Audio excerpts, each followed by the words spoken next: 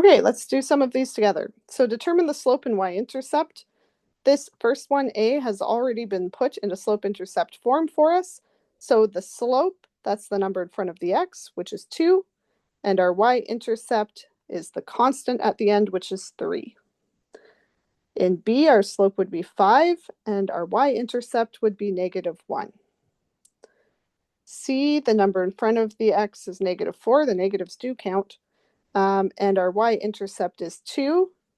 And this last one, our slope would be 3/5, and our y-intercept would be 7.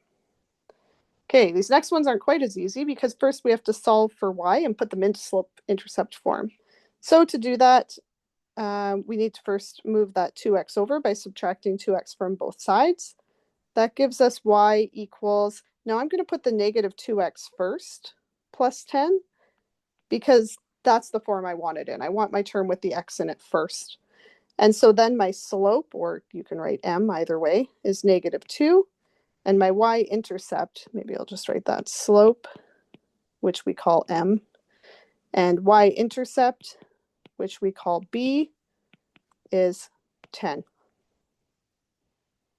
Okay, next one. We're going to solve for y by subtracting 4x from both sides. So we get 3y equals -4x plus 12.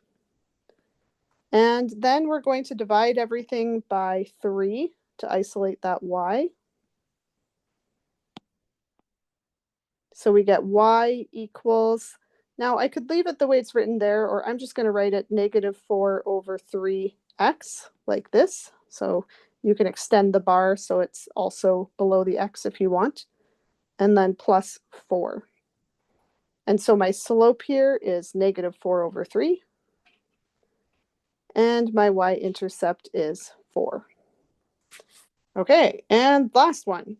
We're going to solve for y, so let's subtract 2x from both sides, leaving us with -3y equals -2x plus 6. Now we need to get rid of that -3, so we're going to divide everything by -3.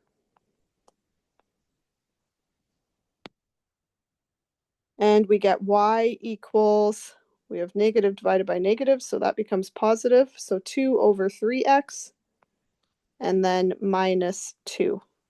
And so our slope here is 2/3. And our y-intercept is -2.